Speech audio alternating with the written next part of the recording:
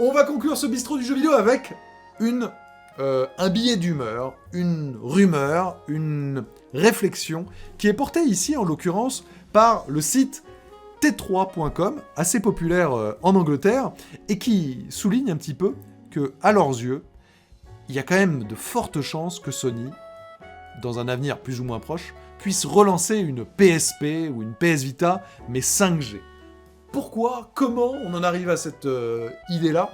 Eh bien en fait, rappelez-vous, je vous en ai parlé dans le bistrot du jeu vidéo, si vous l'avez manqué c'est ici, d'un brevet tout à fait officiel de PlayStation qui semble lever le voile un peu sur la PS5 Pro. Attention, ça veut pas dire que c'est demain, ça risque d'être dans 2-3 ans, mais ils commencent d'ores et déjà à faire un petit peu les brevets. Et dans ce brevet-là, ça parle aussi beaucoup de cloud gaming. Et le cloud gaming, évidemment, ça peut s'épanouir sur une console de salon, etc. Mais enfin quand même, un appareil nomade, pour le cloud, en 5G, ça peut être intéressant. Alors vous allez me dire, bah oui, il y a les smartphones pour ça, et les tablettes, bien sûr.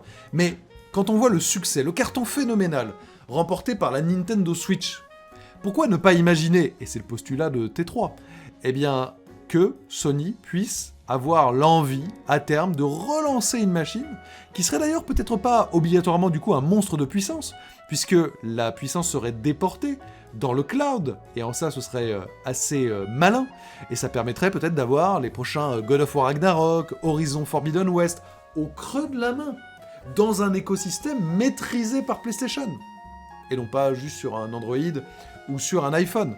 Bref, attention, Sony a toujours dit ces derniers mois qu'après l'échec de la PS Vita, il n'y avait pas de nouveau plan pour une console portable, mais peut-être quelque chose un peu hybride, 5G, cloud gamisé, pourrait, à l'avenir, pas dans 2 mois ou dans 6 mois, peut-être dans 1 an, dans 2 ans, peut-être même plus, arriver. Pour ça, il faudrait que la 5G quand même se démocratise un petit peu au niveau international, eh bien, pour pouvoir être une brique supplémentaire aux activités de PlayStation dans le gaming.